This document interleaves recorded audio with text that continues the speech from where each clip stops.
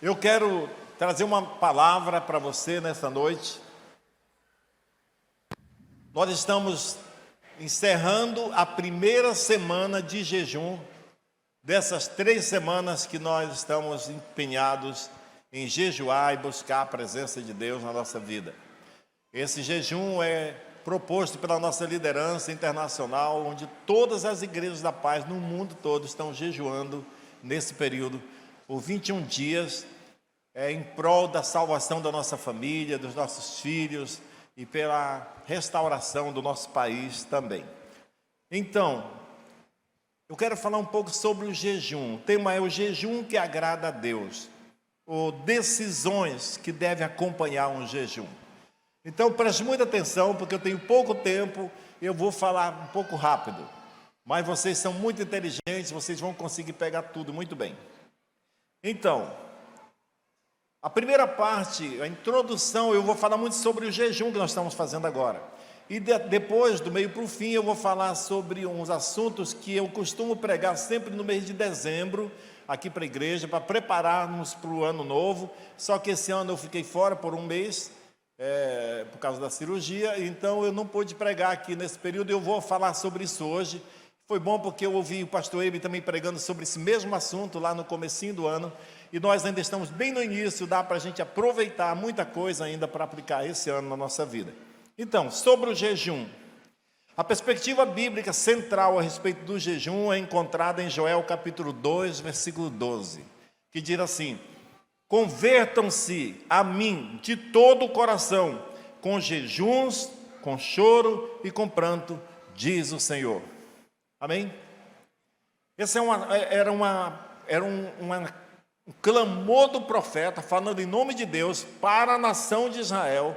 Não era para, essa palavra não foi para os gentios, para as pessoas fora da igreja, era por de dentro da igreja. Ele está dizendo: se convertam a mim de todo o coração, e com jejum e com choro, com arrependimento verdadeiro. Porque, irmãos, o povo daquela época, eles estavam jejuando, eles já faziam como uma ação religiosa. Eu jejum agora, eu vou jejuar. E tinha gente que jejuava muito, mas mesmo durante o seu jejum, eles não ofereciam nenhum testemunho diferente da vida, sabe? E eles questionavam Deus, dizendo: por que nós jejuamos e o Senhor não responde às nossas orações? Por que a gente jejua e nada acontece? Se você for ler o contexto lá do profeta Joel, Deus vai dizer assim: é porque vocês jejuam e continuam fazendo seus próprios interesses, acusando as pessoas, tratando mal seus empregados, sendo grosseiros, sendo mesquinhos, sendo injustos com as pessoas. E ele fala: vocês jejuando dessa forma, não vai acontecer nada mesmo.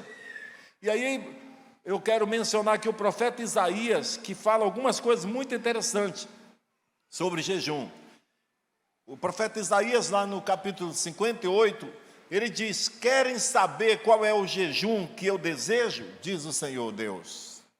Vocês querem saber que tipo de jejum que Deus deseja que a gente faça? Então, no versículo 6 a 8 diz assim: o jejum que eu desejo ver é o seguinte: que parem de explorar os seus empregados, não maltratem os seus servos, perdoe as dívidas de quem não tem com que pagar, dos que não podem pagar, e não obriguem os outros a trabalhar como escravos. Naquela época, havia um costume: quando um pobre pedia um dinheiro emprestado ou comprava algo de alguém mais abastado e não conseguia pagar, eles pegavam aquele devedor e botavam ele para trabalhar, para pagar com trabalho. E era um trabalho forçado. Então, sabe, o texto diz assim: vocês estão jejuando, mas vocês estão fazendo tudo errado. Vocês continuam defendendo seus próprios interesses, vocês continuam oprimindo os pobres. Vocês devem fazer o seguinte: o jejum que Deus quer ver é você desligar as ataduras da injustiça, ou seja, solta os presos que foram presos injustamente. Talvez foram presos porque você tem mais voz, porque você tem mais poder aquisitivo, e talvez você tenha um advogado pago, e aí você, com seu poder, você conseguiu prender pessoas que não podiam se defender. E Deus está dizendo: solte essas pessoas que estão presas injustamente. Solte essas pessoas, libere aquelas que estão trabalhando para você por conta de um pagamento, de uma dívida. Se ele não pode pagar, liberta ele. O que eu quero ver, Deus está dizendo, é um coração quebrantado e um conserto entre vocês, uma atitude social, de justiça social entre vocês. Aí sim, seu jejum vai ser respondido. Então, irmãos, a perspectiva do jejum é aproximar de Deus e melhorar os nossos relacionamentos sociais. Em outras palavras, aqui é parar de usar as outras pessoas para tirar proveito egoísta em nosso favor e tratar com respeito e honra todas as pessoas, principalmente nós que somos cristãos. Aí no versículo 7 diz: além disso, eu desejo que vocês repartam sua comida com os famintos, ofereçam abrigo a quem não tem casa, deem roupas aos que estão nus e não recusem ajuda ao próximo. Ele fala inicialmente sobre a questão da injustiça e agora ele fala sobre você fazendo ação social, você diminuindo o sofrimento das pessoas carentes, socorrendo os pobres nas suas necessidades. Ele fala, é isso que eu quero que vocês façam nesse jejum. Sabe, irmãos, é muito importante, sempre que começa um jejum, os pastores aqui sabem, eu sempre chamava antes, todos os nossos pastores, falava, tem alguém que fez algum trabalho para a igreja, e depois de a gente fazer o pagamento, concluir o serviço, a pessoa ficou insatisfeita. Teve uma vez que eu chamei um irmão, disse assim, olha, tem um irmão que eu ouvi falar que ele achou que a gente explorou ele, que a gente pagou pouco. E aí a pessoa que contratou disse, não, mas eu negociei com ele, e ele disse que era aquele preço, estava tudo bem, e aceitou. Eu disse, mas ele não está satisfeito. Chama ele de novo e diz, irmão, eu devia pagar mais alguma coisa? E se ele disser, não, está tudo bem, eu falei, dê mais um valor para ele sair daqui dizendo, como é bom trabalhar para essas pessoas, como é bom ajudar os outros. Sabe, irmão, nós temos que aprender que nós temos uma responsabilidade, pelo nome que nós carregamos de cristão, de fazer com que as nossas relações possam terminar o melhor possível. A Bíblia diz que nós não devemos ser acusados de nada, nós devemos ser irrepreensíveis, amém? No versículo 8 ele diz, se vocês fizerem assim, ou se vocês fizerem isso, Deus lhes dará uma luz mais brilhante que o sol. Ele vai curar todos vocês num instante. Você não precisará fazer sacrifícios e fazer uma campanha de 180 dias para ser curado. Se nós desenvolvermos essa habilidade de chegar diante de Deus e olhar para os nossos irmãos e viver em harmonia, abençoando a vida uns dos outros, Ele diz, vocês serão curados num instante. A sua retidão vai servir de proteção para os seus passos, ou seja, o fato de você ser correto, de você não explorar ninguém, de ninguém ficar acusando você de nada, isso vai fazer com que o seu caminho seja firme, vai firmar seus passos, e se algum obstáculo quiser se apresentar, o próprio Deus defende a sua causa. Amém? Isso é muito importante. Nós podemos praticar isso. E a continuação diz, e a glória do Senhor estará na sua retaguarda para os proteger. Então, o jejum que agrada a Deus é acompanhado de arrependimento e justiça social, ajuda aos pobres e respeito pelas pessoas. Isso é muito importante, respeito pelas pessoas. Quando você vai negociar com alguém, você tem que entender, nós como cristãos temos que saber que nós somos responsáveis de entender qual é a margem que nós podemos trabalhar nessa questão de negociação. O pastor Sabá nos ensinou muito bem sobre economia aqui, sobre cuidando das nossas próprias finanças. Ele falou sobre a gente aprendendo a negociar para não ter prejuízo, que toda loja, todo comércio tem uma margem. E é verdade, tem essa margem, nós temos que aproveitar. Mas nós não podemos ultrapassar, nós que somos seres espirituais, homens e mulheres de Deus, nós temos que saber quando está no limite do honesto, do correto, do justo. Para que a pessoa que negociou com a gente não saia sentindo, eu fui trapaceado, eu fui humilhado, eu fui desprezado. Não, irmãos, nós temos que fazer com que todos saiam bem, felizes. Ele contou aquela história do mel e da farinha, que antes de ter dinheiro, na antiguidade, as pessoas faziam troca nas praças. Então, o importante é que a pessoa que trouxe a farinha, e o outro trouxe o mel, e eu que trouxe a farinha, na hora de trocar, eu fico tão feliz, porque eu fiz uma troca justa. A minha farinha valia o mel que ele trouxe, e ele vai pensar a mesma coisa, e nós vamos sair todos dois falando bem um do outro. É assim que é para ser. Você sabia que existe um conceito em administração que é ensinado nas universidades sobre negociação? Eles dizem o seguinte: quando numa negociação um lado sai ganhando e o outro sai perdendo, todos saem perdendo. A verdadeira negociação, a negociação correta é aquela onde os dois lados saem ganhando. Onde você diz, eu vendi bem meu produto, e a pessoa que comprou diz, eu fiz uma boa compra, e os dois saem felizes. E principalmente se isso for feito entre crentes, porque vai manter a amizade, o respeito, a honra. Amém, irmãos? O que isso tem a ver com jejum? Tem tudo a ver com jejum. Porque a Bíblia diz que o jejum que agrada a Deus e que vai produzir respostas de Deus para a nossa vida, é a transformação que nós vamos fazer nos nossos relacionamentos. O jejum não é uma ação religiosa para mudar Deus, não. O jejum é uma reflexão, onde eu acordo para a vida e paro de pensar só em mim, de viver para mim mesmo, e começar a pensar nos outros e ajudar os outros. Amém? Vocês são uma igreja maravilhosa, vocês fazem isso. Mas sempre nós podemos melhorar. Por isso que nós estamos tratando esse assunto aqui. Isso é muito importante. É preciso rever nossos conceitos sobre o cristianismo autêntico. O cristianismo verdadeiro é acompanhado de obras e ações. Agora, como está ainda no começo do ano, eu quero fazer uma pergunta para você. Mas você responde só para você mesmo.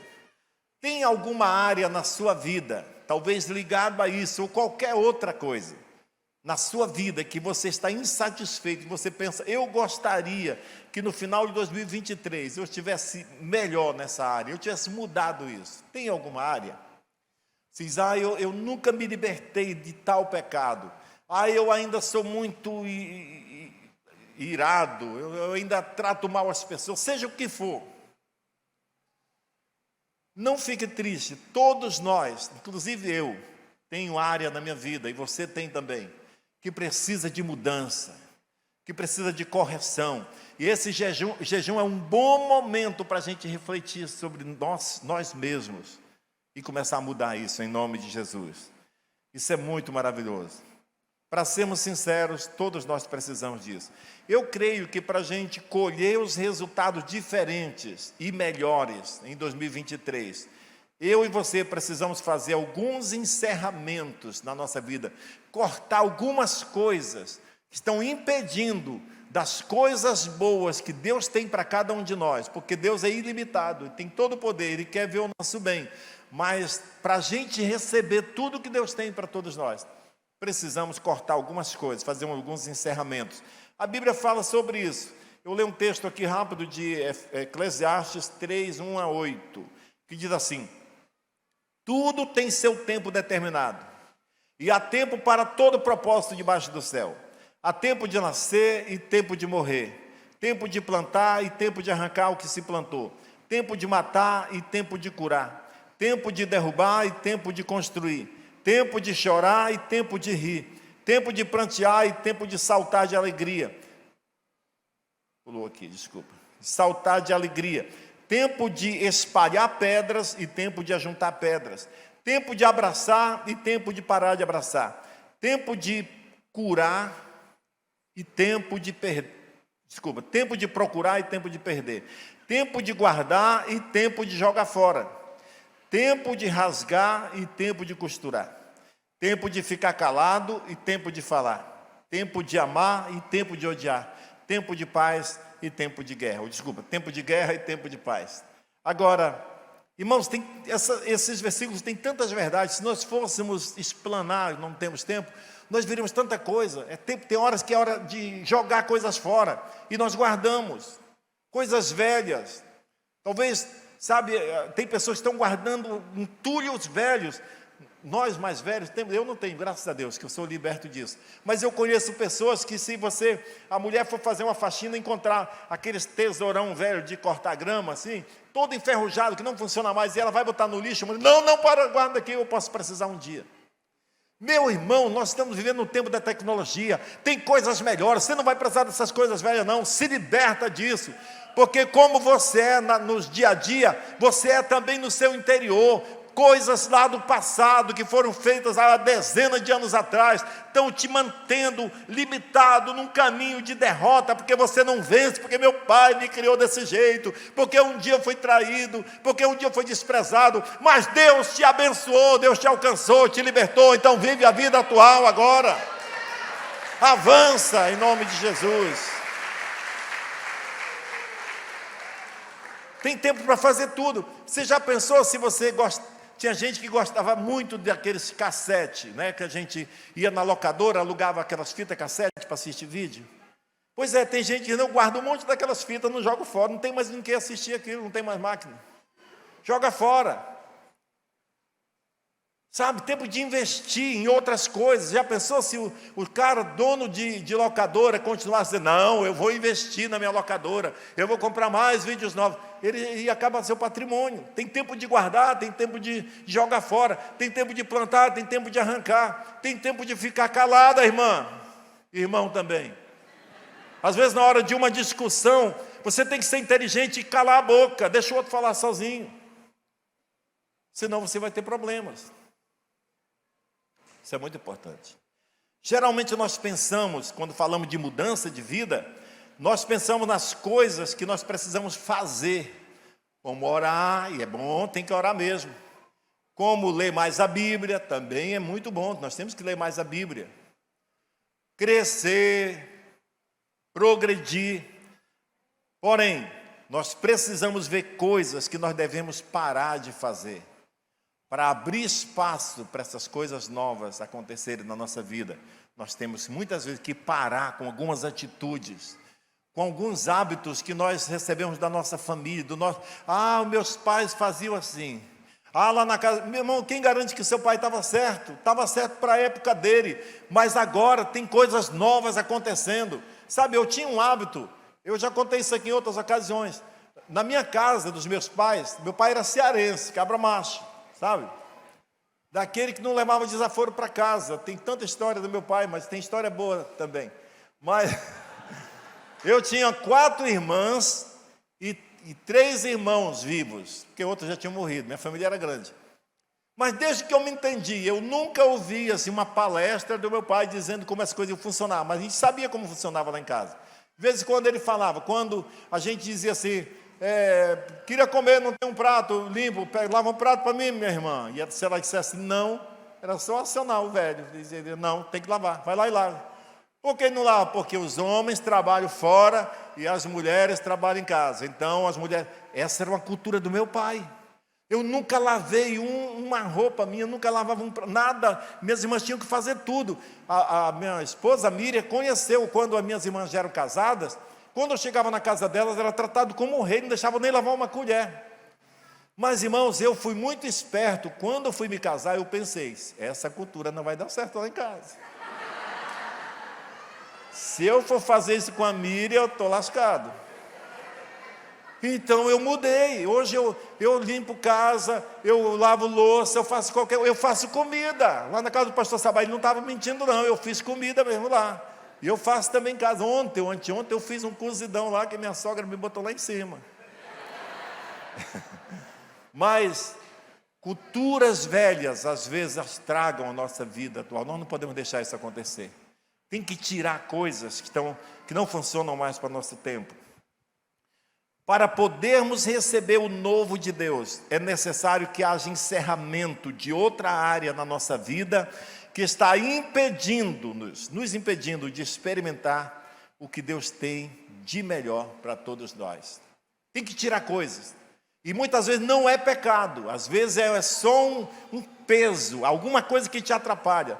Em Hebreus, no capítulo 12, versículo 1, parte B, na versão Nova Bíblia Viva, diz assim: devemos lançar fora, jogar qualquer coisa que nos torne vagarosos ou nos atrase, especialmente aqueles pecados que se enroscam fortemente em nossos pés e nos derrubam. Noutra versão diz assim: devemos nos despojar, desligar de todo peso e pecado que tenazmente nos assedia, para que possamos correr a corrida que está proposta. É o mesmo versículo, só que numa outra versão. Pesos e pecados. Já está falando que uma coisa é pecado e a outra não. Por exemplo, assistir uma partida de futebol na televisão.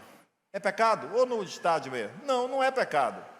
Mas se na hora que vai acontecer o jogo, tem alguém necessitado, um irmão doente precisando de um socorro, e você não vai porque você vai assistir um jogo, aí isso já se torna um problema para a sua vida espiritual.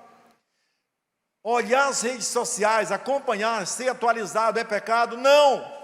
Mas se você gasta todo o seu tempo, que poderia também ler a Bíblia, buscar conhecimento e abençoar a vida dos irmãos só com rede social, está errado também, é um peso que está atrapalhando você. Tem muitos cristãos, irmãos, que estão acomodados, só vem no culto, ouve a palavra e vai, não pratica nada e vive uma vida atrasada, quando a Bíblia diz que, contando o tempo que nós estamos na fé, já era para sermos mestres, e muitas vezes nós temos que ensinar as primeiras coisas, porque tem cristãos que ficam 10 anos sendo criança.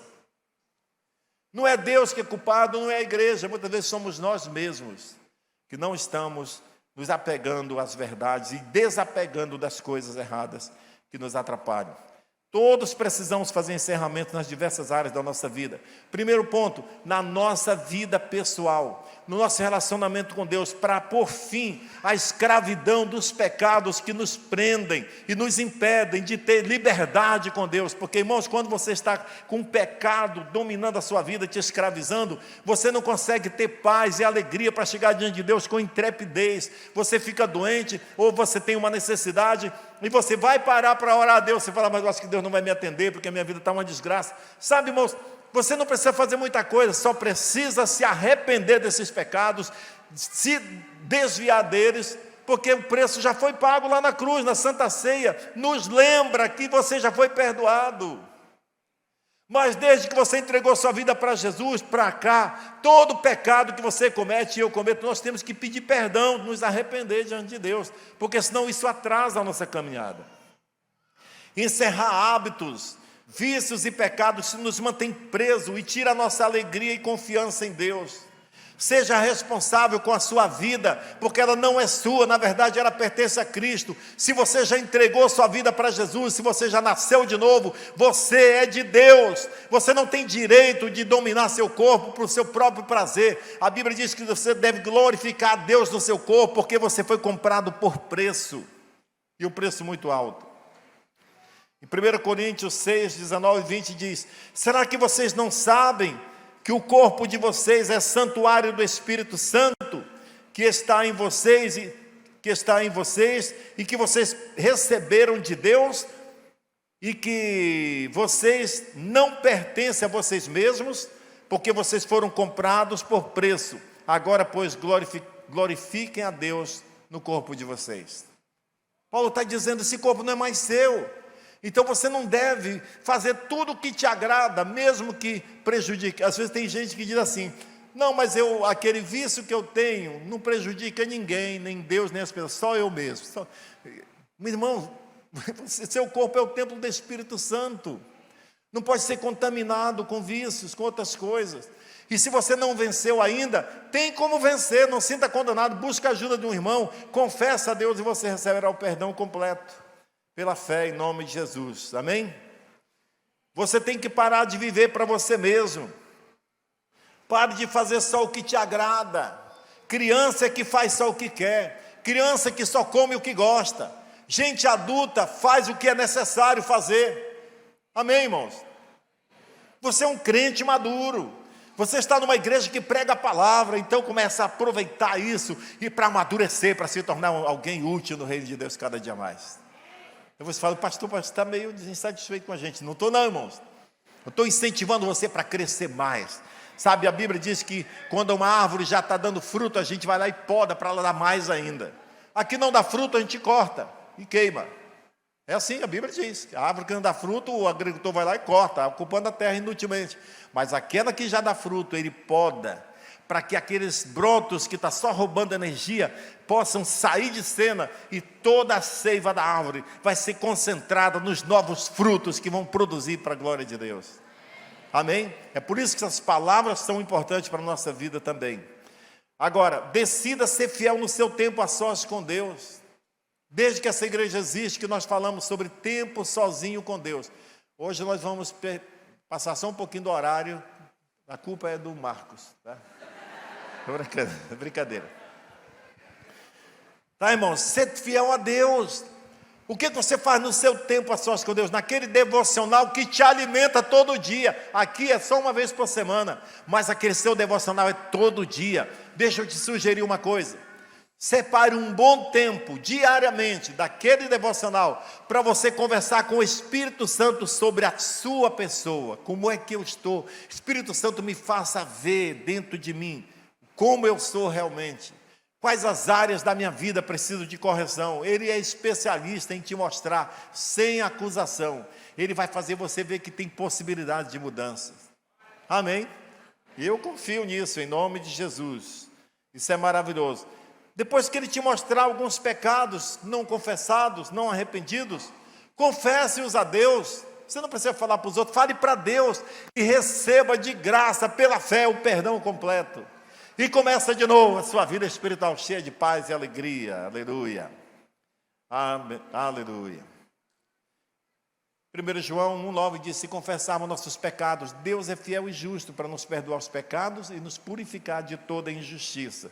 Então você tem nas suas mãos a solução para a sua vida. Aquelas áreas que você não tem vencido ainda, você só precisa tomar a decisão de colocar nas mãos de Deus, confessar e receber a cura.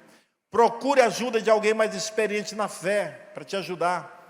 Receba a ajuda do corpo de Cristo, irmãos. Sabe, não é só você que tem situações delicadas para resolver na sua vida, não.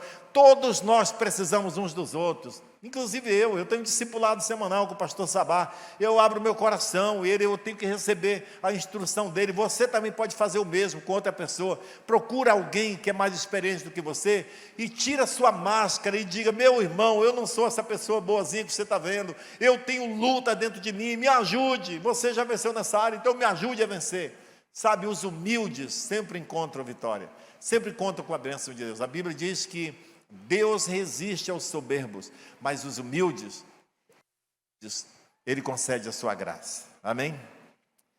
Em Tiago, capítulo 5, 16, diz: confessem seus pecados uns aos outros e orem uns pelos outros para serem curados, porque a oração de um justo tem muito poder por sua eficácia. E o segundo ponto o primeiro foi vida pessoal, para libertar dos pecados, e agora, o segundo ponto aqui é fazer encerramentos para produzir mais frutos, como eu falei agora há pouco, em João capítulo 15, 2, diz assim: todo ramo que estando em mim não dá fruto, ele corta, o Pai corta, e todo o que dá fruto, ele poda, para que dê mais fruto ainda. Às vezes, essa poda que tem que ser feita na árvore, é para tirar algumas ervas daninhas que podem destruir aquela árvore. Talvez a poda que deve ser feita na sua vida, que está atrasando o seu crescimento, nem seja uma coisa tão ruim assim. Talvez é um amigo, uma amizade que você gosta tanto, mas que é uma amizade azeda, uma amizade ruim, que te puxa para baixo. Sabe, deixa eu te dar um segredo aqui, irmão, você que é novo convertido, faça amizade com pessoas mais espirituais do que você. A Bíblia diz em Provérbios Provérbios capítulo 13, versículo 20: aquele que anda com os sábios será cada vez mais sábio, mas o companheiro dos tolos acabará mal. Se você nutrir aquela amizade que te leva para o mundo, que te faz pecar, que não te incentiva para crescer, você está grudado com uma amizade ruim que precisa ser cortada, ou então você vai para o buraco junto com ele, infelizmente. Essas verdades são preciosas. Fazer encerramentos necessários na vida dos nossos filhos, dizendo não para eles. Nós, pais, somos responsáveis de ajudar nossos filhos nessa área, a dizer não, a fazer corte na vida dele. Sabe, irmãos, pais que fazem tudo o que os filhos querem, são culpados da derrota dos filhos no futuro. Pais que dão tudo para os seus filhos. Eu lembro que uma época, irmão, eu sou um cara, eu julgo que tenho um coração bom, pelo menos para minha família, né?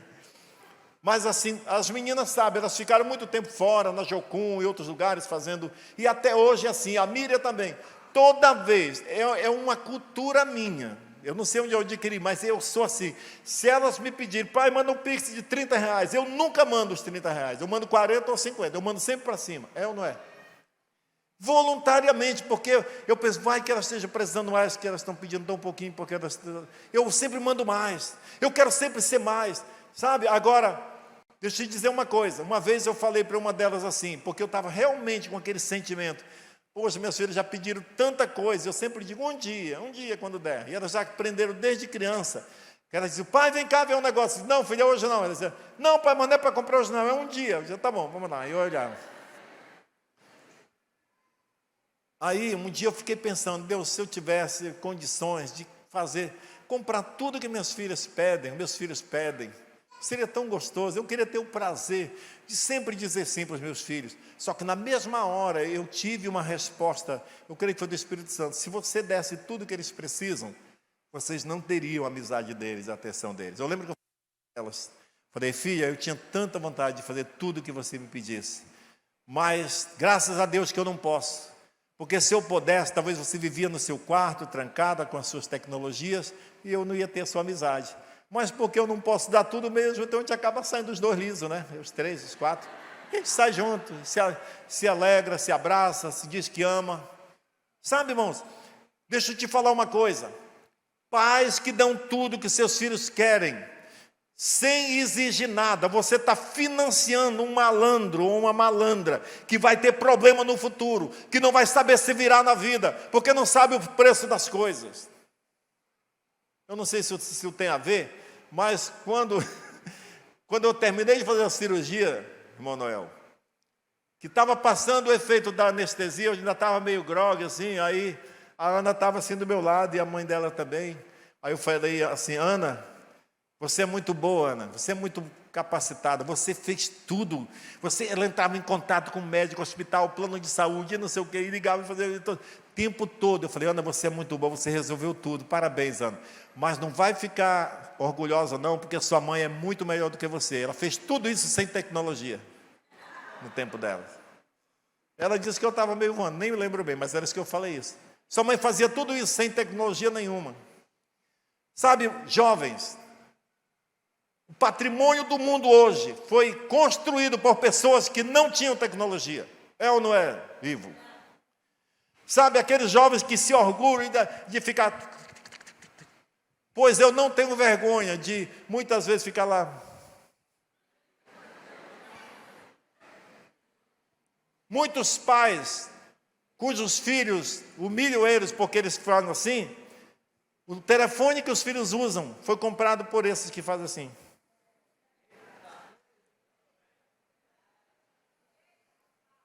Sabe, irmãos, nós temos que aprender com os mais velhos, nós temos que aprender com a experiência da vida. Deixa eu te falar uma outra coisa. As empresas que cresceram no mercado, espera aí, é raro hoje você ver uma empresa que tem 50 anos no mercado. São pouquíssimas, antigamente tinha mais. Mas as empresas que permanecem atuantes no mercado, mesmo depois da morte dos seus donos originais, são aquelas cujos donos não deram mole para os seus filhos.